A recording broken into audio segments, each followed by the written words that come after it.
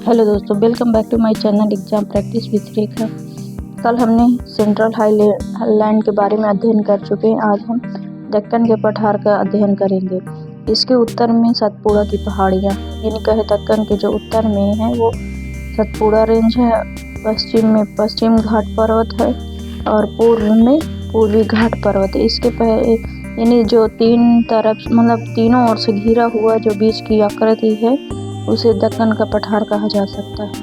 वह अगर यहीं पे हम देखें कि जो दक्कन के पठार का ढलान है वो पूर्व की ओर है, यानी कहें जब मतलब जितनी भी नदियां हैं वो पूर्व से पश्चिम की ही ओर बहती, पश्चिम से पूर्व की ओर बहती हैं। जैसे गोदावरी नदी, कृष्णा नदी, कावेरी नदी, ये सभी नदियाँ जाकर बंगाल की खाड़ी में अपना जल गिरा देती हैं। और पश्चिमी घाट है जो एक कंटिन्यूअस पर्वत है, और वहीं पे हम देखें कि पूर्वी घाट है जो वो डिसकंटिन्यू पर्वत है। जब हमारी इंडियन प्लेट यूरेशियन प्लेट से टकराई तो ये पश्चिमी भाग ऊपर उठ गया और पूर्वी भाग समुद्र में नीचे धंस गया। इसीलिए पूर्वी घाट पश्चिमी घाट का जो ऊपर है हिस्सा और पूर्वी घाट का नीचे।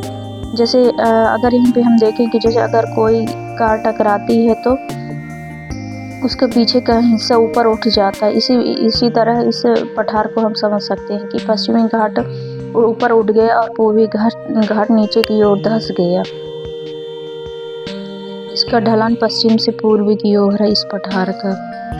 अब इसको हम कई भागों में बांटकर पढ़ सकते हैं, जैसे महाराष्ट्र का पठार, कर्नाटक का पठार और तेलंगाना का पठार, दंडकारण्य का पठार। ये दंडकारण्य का पठार है जो कई राज्यों में फैला हुआ, जैसे छत्तीसगढ़ है, आंध्र प्रदेश, उड़ीसा, तेलंगाना।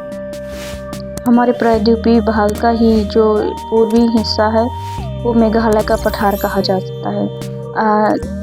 इसका जो मेघालय पठार का जो पूर्वी हिस्सा उसे कार्बी एंगलोंग का पठार कहा जाता है, जो कि असम में स्थित है। अब हम यहाँ पे ये देखेंगे कि ये मेघालय का पठार और दक्कन के पठार यानी कहे प्रायद्वीपीय पठार से कैसे अलग हुआ। मेघालय के पठार में कई सारी महत्वपूर्ण पहाड़ियाँ हैं, जैसे गारो, खासी, जयंतिया की पहाड़ियाँ। ये जो खासी पहाड़ी है यहीं पे सबसे ज़्यादा बारिश वाला स्थान मासिनराम स्थित है।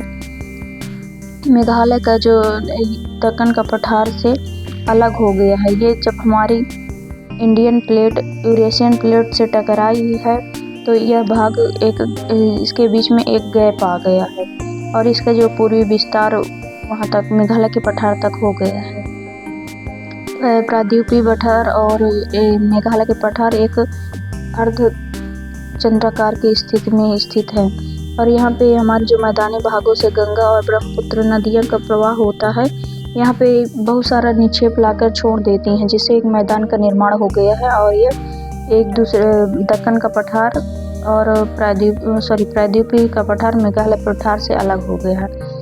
और वहीं पे हम देखें कि यहाँ पे जो बहुत अच्छी मिट्टी, जलोढ़ मिट्टी पाई जाती है, जो कि धान की फसल के लिए बहुत ही महत्वपूर्ण मिट्टी होती है। इसके बाद जो प्रायद्वीपीय पठार को मेघालय पठार से जोड़ता है उसे मालदा गैप कहा जाता है, या गारो राजमहल गैप भी कह सकते हैं, क्योंकि इसके मेघालय के पठार की जो पश्चिम की पहाड़ी है गारो और राजमहल की पहाड़ी है, उसी के नाम से हम इसे कहते हैं। अगर वीडियो पसंद हो तो प्लीज़ लाइक शेयर सब्सक्राइब करें।